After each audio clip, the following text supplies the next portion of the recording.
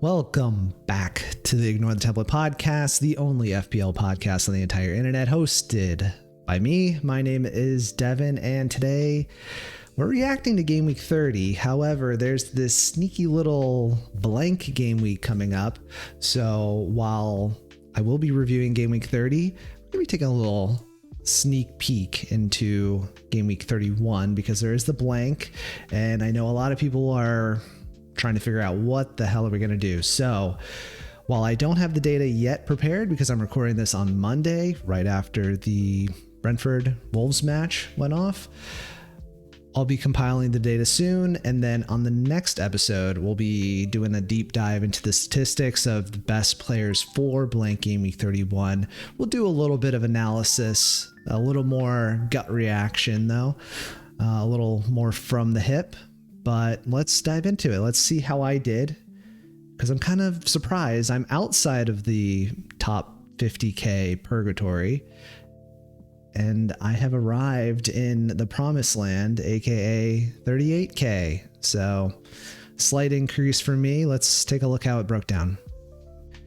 And here we are back at livefpl.net to be specific, and got a 9-point green arrow at this stage of the season is really good because I can almost guarantee I will get a red arrow next week, and I'll kind of talk that through in a little bit, but let's start positive. So 9-point green arrow. I got 65 points overall in Game Week 30. Taking a look at my differentials, some good, some not so good, but overall, I'm ecstatic. So I captained Gabriel. I think he was not a popular captaincy choice. I think the popular one that did end up outscoring Gabriel was Bruno Fernandes. I have Bruno. I don't think I considered him. I think it was between Gabriel or Thiago. So maybe a mistake on my point. I missed out on one extra point because of captaincy, essentially. So I'm not going to lose sleep over it. Krupi Jr., 2 points. Can't really ask much from a player that's that cheap, and just had like his average points per game is not that high above 2. So that's about par for the course for him. Although the easier fixture, and also watching the match, just we're going off of eye test. He looked really good. He was always active. He probably should have had an assist to Evan Nielsen if he didn't take too much time, and I think he had a really good chance as well. So on another day he could have had a goal and an assist, but 2 points it will be. Ismail Assar, 3 points. I thought he looked good as well, but the match overall was kind of boring. So although, how can I say that there was a dubious red card or second yellow. RIP Goodmunson owners. Really, yeah, I definitely feel for you, because for anybody who wasn't aware, this is a incredibly bizarre situation. So I think the referee forgot that he had given Goodmunson a yellow card earlier in the match, and then I think the card that he gave him a second yellow. I think it was like right before halftime or right after, and I think he gave the yellow for like an accumulation of fouls, but he had already received the yellow. The tackle that he supposedly got the yellow card for, it was a nothing. It was a foul. It was not a yellow card challenge. So to get the red card, extremely harsh, especially ahead of the blank. So if you had him as like a cheap enabler, yeah, I definitely feel for you. Lots of bad luck there, but getting back on track. Senesi, 10 points. I don't understand how he's a differential. He's been one of the best performers across the entire season. Yeah, he had a little bit of a slump when Bournemouth were not doing so well, but the fixtures have looked good. That's why I brought him in. So yeah, the fixtures being good, and he's a solid player that's down for some defensive contributions and bonus. Yeah, easy fixture. Great, 10 points, well deserved. I think going back to last episode, my projected points total had him at 8 points, and he was on 8 points until the 2 bonus. I think he got 2 bonus. So yeah, pretty interesting just to watch the projected point total model, projected point model live in action, I should say. So those were the good, the bad, and the ugly. 9 points from Gabrielle, 10 from Senesi. Big boost to my rank. Although I guess if I would have captained Bruno, it would have been kind of a wash there. But regarding the threats, not one single threat to my rank returned. So I think this is more of the reason why I did so well. I think if Semenyo gets his weekly goal, or Virgil van Dijk finally gets a clean sheet, doesn't give up a cheap goal to one of the worst teams on form in the Premier League, João Pedro, who's been just like banging in goals for fun, if he would have gotten some, Wilson getting a screamer from 30 yards, this could have been a very different story. Literally none of that happened. So, and Timber, of course, getting injured, rough. So yeah, pretty peachy in terms of luck. And really, I think, regardless of all the points, the biggest ounce of luck, the biggest like accumulation of luck came from, I just didn't get any more injuries this week, which I desperately need. I could not afford any more injuries. I've had so many injuries this season, and in particular, like right ahead of this like crazy schedule. So no injuries. Oh, well, I'm an idiot. I forgot. Tarkovsky injured. So there's still zero news. I've been like scouring Reddit. Can't find a single bit of news on Tarkovsky, so that might be where my one extra transfer goes. But yeah, ultimately it did impact my score this week. It may impact my score next week because I am like razor thin on player transfers, because I have 3 free transfers and I got to get rid of Rice, I got to get rid of Sarr, and I've got like 1 extra transfer. Mukiele is hurt, potentially going to be fit for the Tyneware Derby. Tarkovsky, mystery injury, we have no information on. So it might even come to a situation where I take a hit just to field an 11 players next week. So that would not be good. And looking elsewhere across my team, pretty standard stuff. Raya got a 7-pointer. Gehi got 2 points. Bruno Fernandes 10. Mbumo 2. I thought Mbumo looked pretty good, honestly, in that match. Am I wrong for that? I thought it was a pretty back and forth match overall. Mbumo had his chances. Only 2 points to come away with. It is what it is. Rice with only 3 points. Holland with 2. Another Holland blank. And while that sucks, I really feel for the people like Andy, Let's Talk FPL, swapping Holland for Ekitike, who gets the 1-pointer. And then I think he did Rice to Salah. So not much of a point differential, but you're using 2 transfers. You're losing all the value on Holland, which maybe would have been his transfer anyway for next week. But still, yeah, it kind of sucks. And what else did we not talk about? Thiago, I wasn't able to watch the match, so 6-pointer for Thiago. Happy with that. And Enzo getting 2 points on my bench, irrelevant. Dubravka getting 6. Not expected, but hey, great. Okay, before we get into all the stats of it, looking into the blank and players and stats and data, other buzzwords, etc., I did just want to jump to look at my team ahead of Gameweek 31, because I highly recommend anybody do this if you are, kind of overwhelmed by the blank and whatnot. And this is what I would do.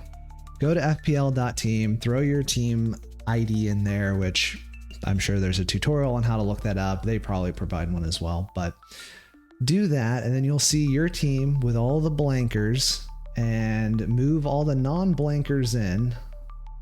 So we've got Enzo, we've got Tarkovsky, and we're going to swap a few other ones around, even though it's blanks for blanks. All right, and Gehi and Gabrielle. So what I just did is I threw my team up there where this is what my team looks like ahead of game week 31 without any transfers. I've got Dubravka in goal, fixture against Fulham. Brilliant. I've got Senesi against Manchester United at home, Tarkovsky against Chelsea at home, although injury update, we may need to act on that.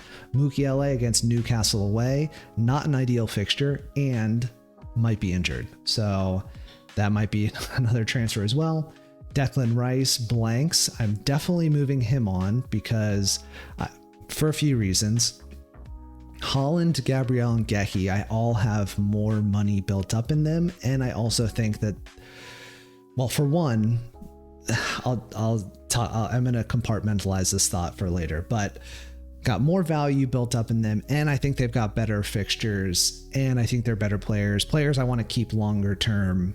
So I'm keeping them on my bench, and then I'm just going to make transfers to this 11 and hope that all of them play. If they don't, that sucks. But if they do, then great.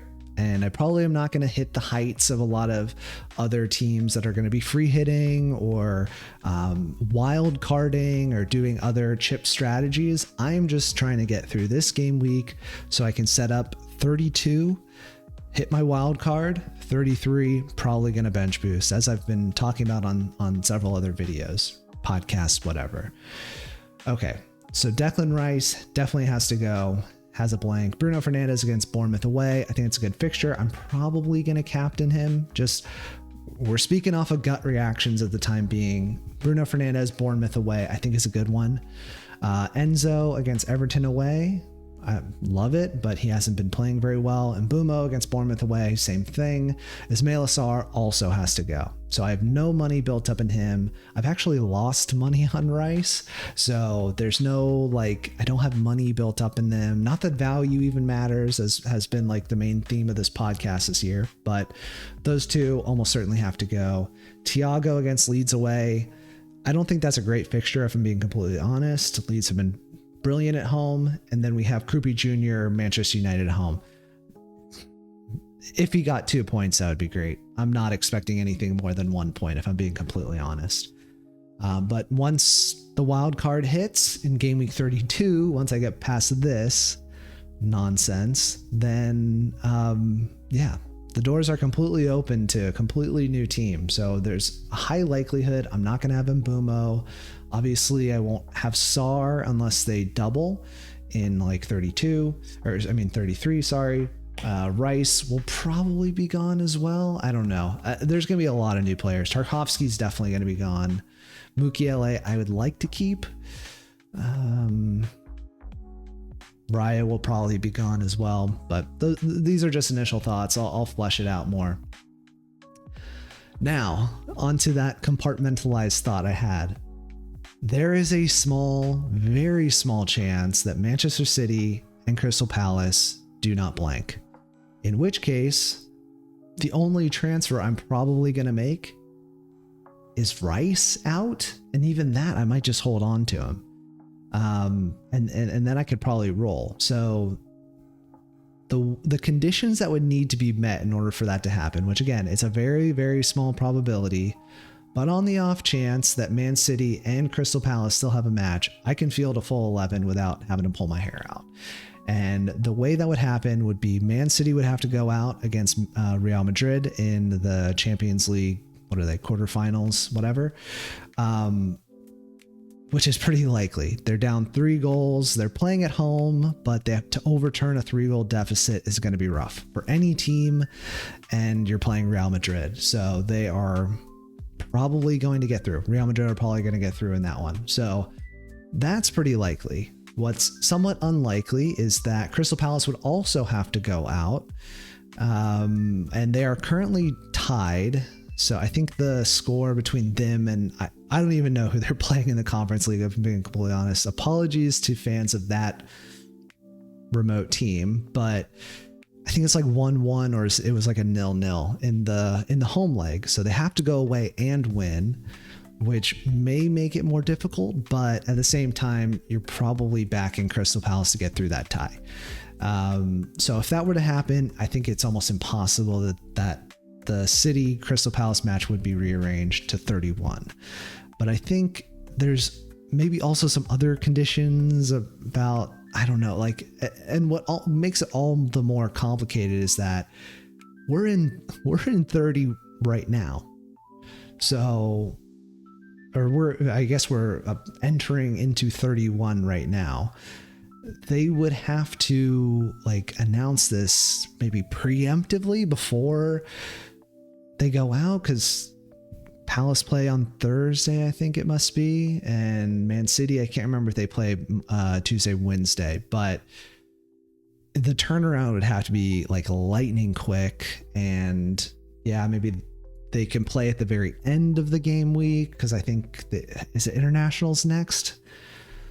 But needless to say, a lot has to happen. It's probably not going to happen. So what my initial plan A is just, we're taking out Rice, we're taking out Sarr. Those are the two players that I absolutely need to move. I've got 3 free transfers.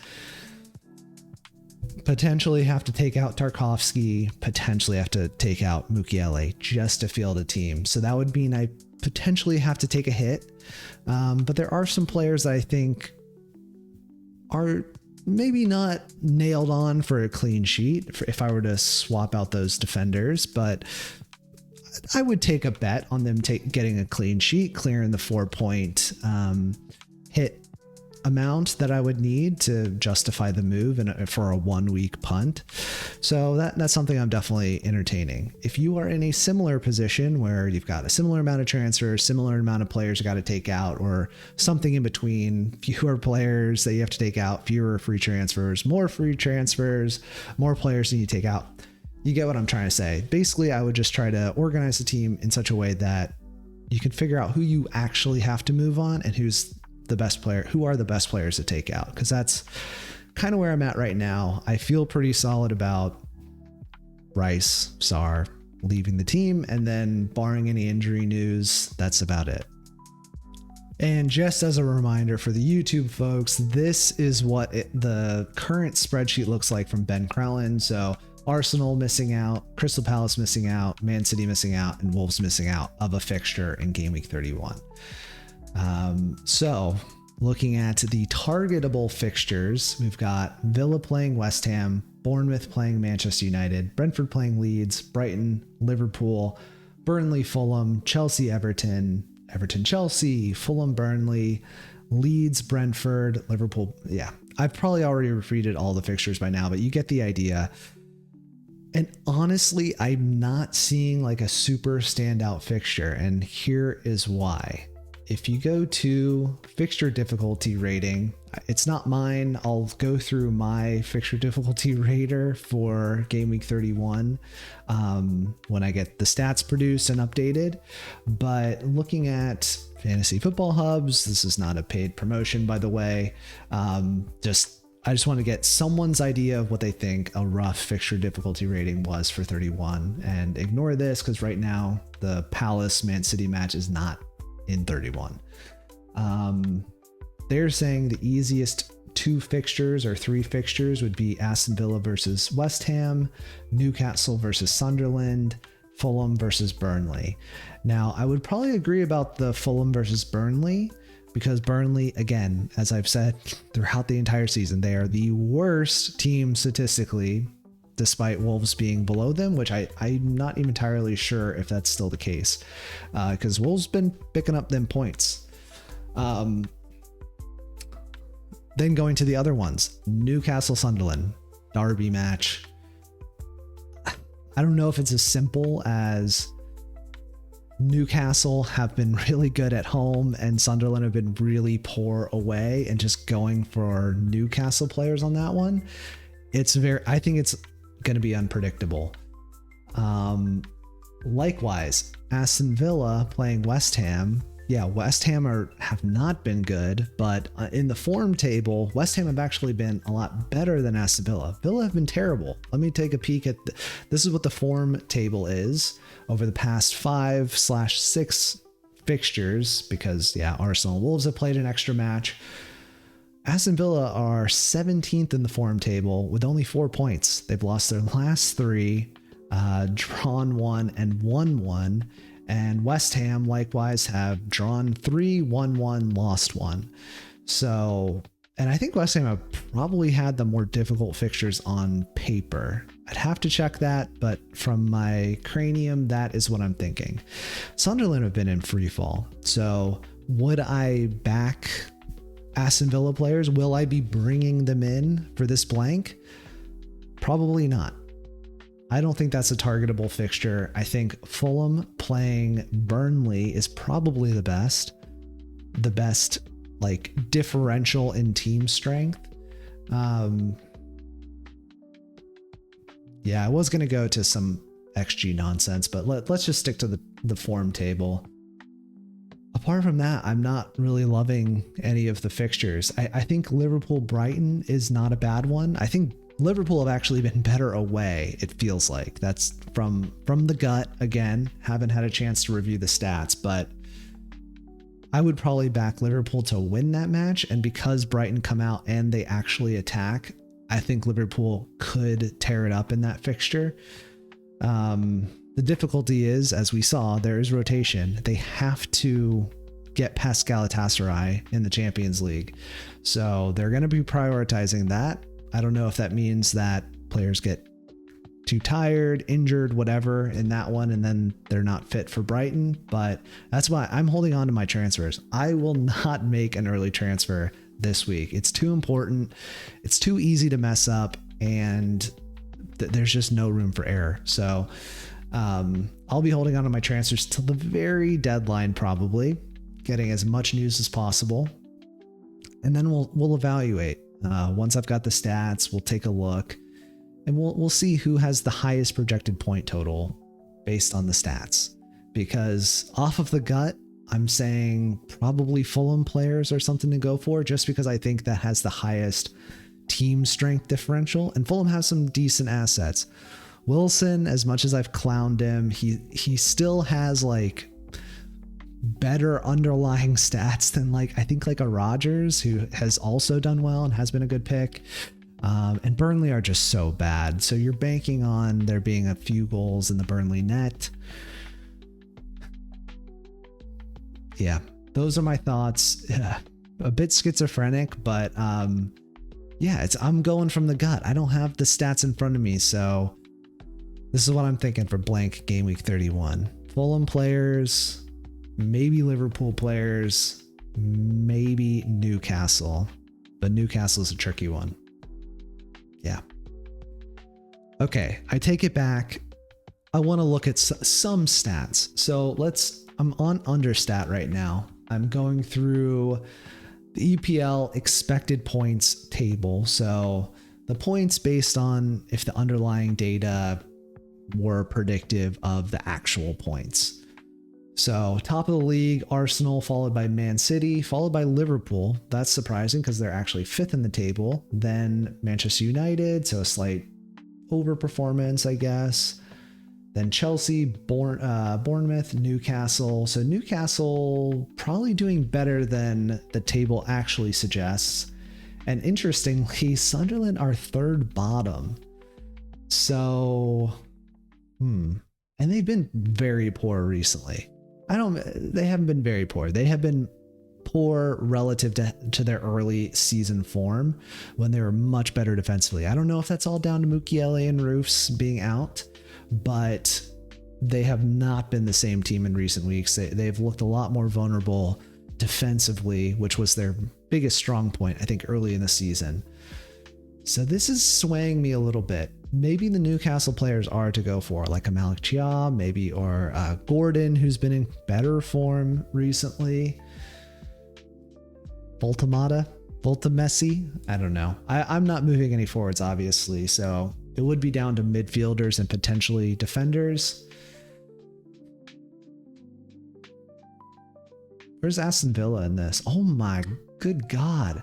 Aston Villa are fourth in the table, and they are 1, 2, 3, 4, 6, 7, 8, 9,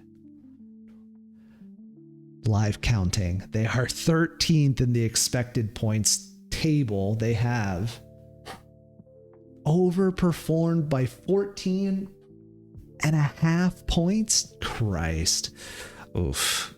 That is not good for Aston Villa. And they've been really bad. I don't mean to clown Aston Villa fans, but yeah, they have not looked good. They've definitely not looked good recently. Kind of similar to Sunderland, where, yeah, the underlying data was not good. They were playing well, or they're getting results, and now it's kind of crashing back to the mean. So would it be surprising to see West Ham upset Aston Villa? I don't think so.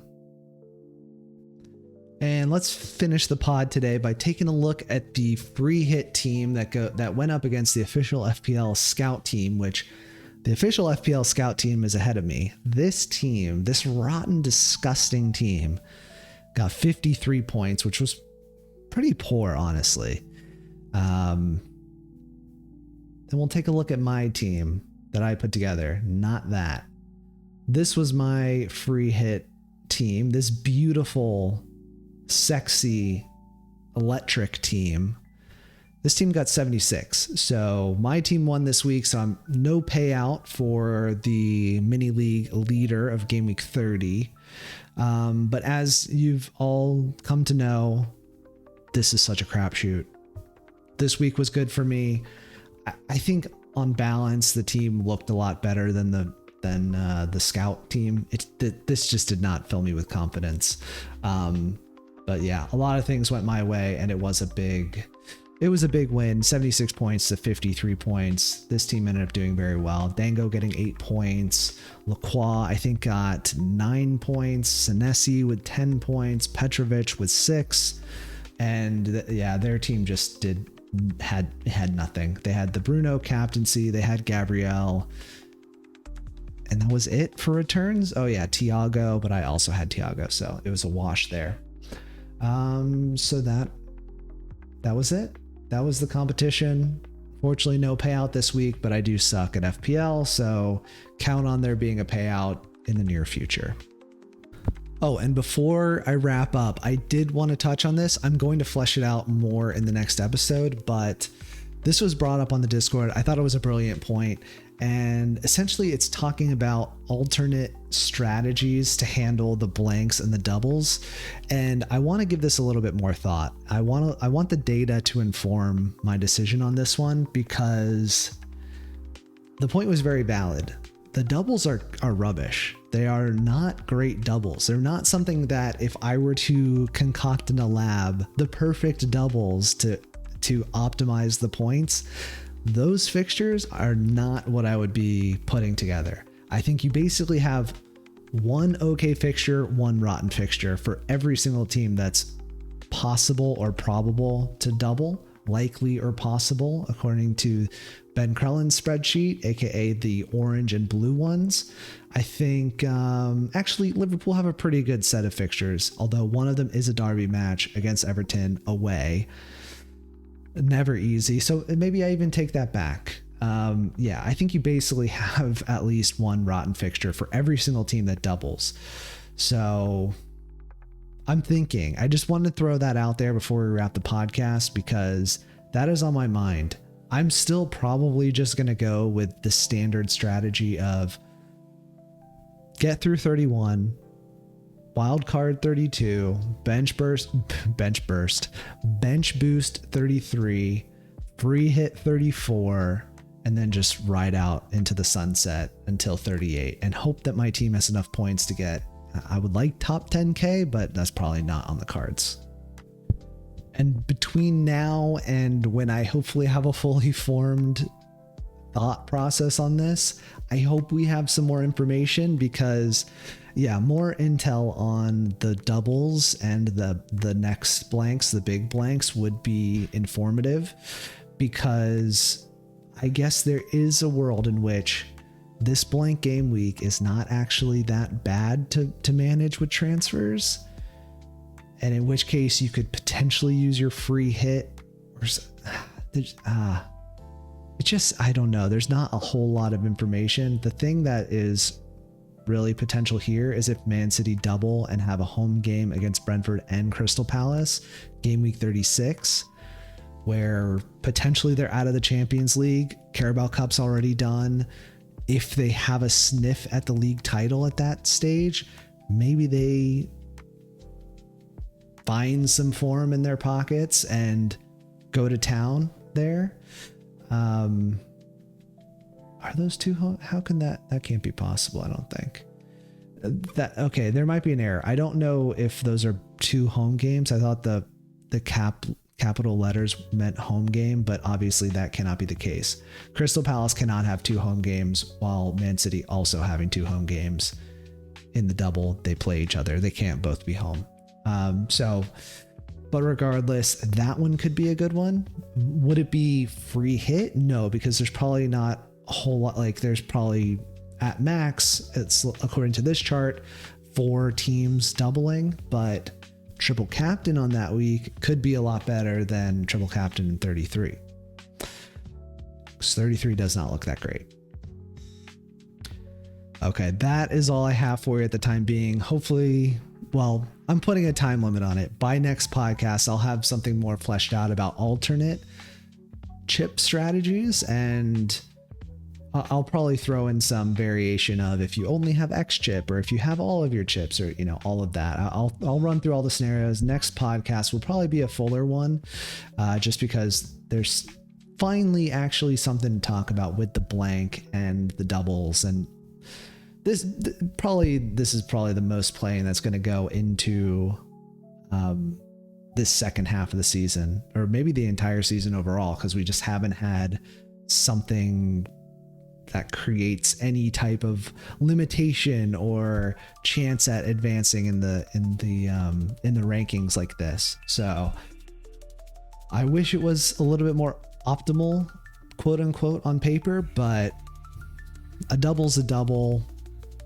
If you're picking players that are likely to play in both fixtures, there's potential for more points. So I'll be thinking, and until then, I'll see you next time. And I will have I should probably say when the next podcast is coming out. It will be ahead of Gameweek 31, which that deadline, because this is a very professional podcast, and I don't have to look up schedules at the end of an episode. I'm not looking at my phone. I'm just thinking. The Gameweek 31 deadline is Friday, March 20th, which is about a week from when